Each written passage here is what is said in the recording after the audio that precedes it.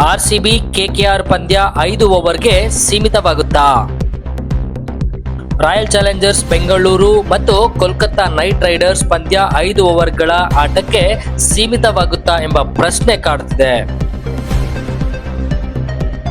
ಹೌದು, ಬೆಂಗಳೂರಿನಲ್ಲಿ ಭಾರಿ ಮಳೆಯಾಗ್ತಿದ್ದು ಒಂದು ವೇಳೆ ಮಳೆ ಮುಂದುವರೆದ್ರೆ ಓವರ್ ಕಡಿತವಾಗುತ್ತದೆ. ರಾತ್ರಿ 8:45ಕ್ಕೆ ಪಂದ್ಯ ಆರಂಭವಾದ್ರೆ ಓವರ್ನಲ್ಲಿ ಕಡಿತವಾಗುವುದಿಲ್ಲ. ನಂತರ ಪಂದ್ಯ ನಡೆದ್ರೆ ಓವರ್ ಕಡಿತವಾಗುತ್ತದೆ. ರಾತ್ರಿ 10:56ರವರೆಗೆ ಪಂದ್ಯ ನಡೆಸಲು ಅವಕಾಶವಿದ್ದು ಕನಿಷ್ಠ 5 ಓವರ್ ಆದ್ರೂ ಆಡಿಸಬಹುದು.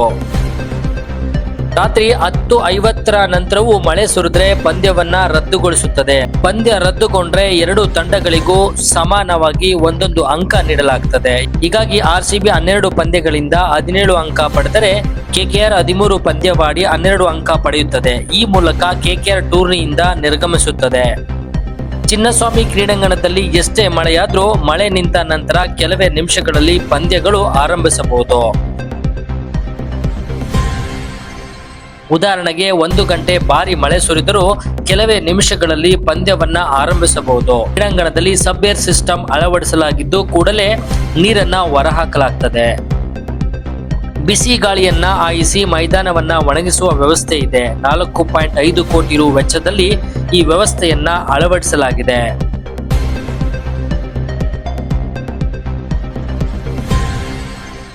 ಆರ್ಸಿಬಿ ಕೆಕೆಆರ್ ಪಂದ್ಯ 5 ಓವರ್ಗೆ ಸೀಮಿತವಾಗುತ್ತಾ?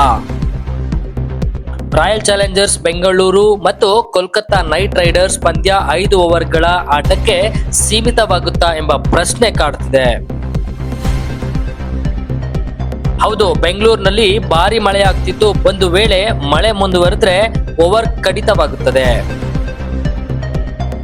ರಾತ್ರಿ 8:45ಕ್ಕೆ ಪಂದ್ಯ ಆರಂಭವಾದ್ರೆ ಓವರ್ನಲ್ಲಿ ಕಡಿತವಾಗುವುದಿಲ್ಲ. ನಂತರ ಪಂದ್ಯ ನಡೆದ್ರೆ ಓವರ್ ಕಡಿತವಾಗುತ್ತದೆ. ರಾತ್ರಿ 10:56ರವರೆಗೆ ಪಂದ್ಯ ನಡೆಸಲು ಅವಕಾಶವಿದ್ದು ಕನಿಷ್ಠ 5 ಓವರ್ ಆದ್ರೂ ಆಡಿಸಬಹುದು.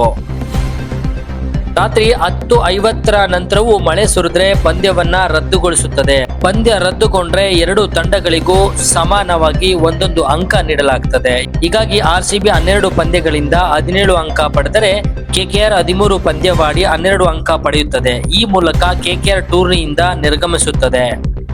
ಚಿನ್ನಸ್ವಾಮಿ ಕ್ರೀಡಾಂಗಣದಲ್ಲಿ ಎಷ್ಟೇ ಮಳೆಯಾದ್ರೂ ಮಳೆ ನಿಂತ ನಂತರ ಕೆಲವೇ ನಿಮಿಷಗಳಲ್ಲಿ ಪಂದ್ಯಗಳು ಆರಂಭಿಸಬಹುದು.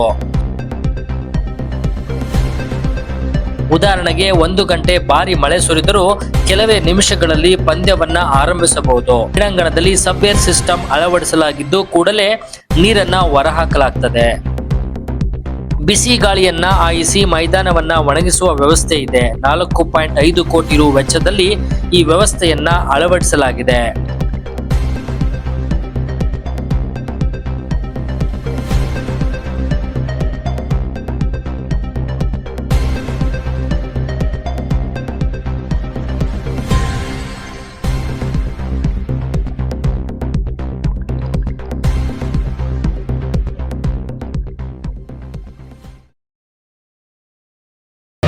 ಮತ್ತಷ್ಟು ಸುದ್ದಿಗಳಿಗಾಗಿ ನೋಡ್ತಾ ಇರಿ ಪಬ್ಲಿಕ್ ನ್ಯೂಸ್ 24x7. ಇದು ಸತ್ಯದ ಧ್ವನಿ.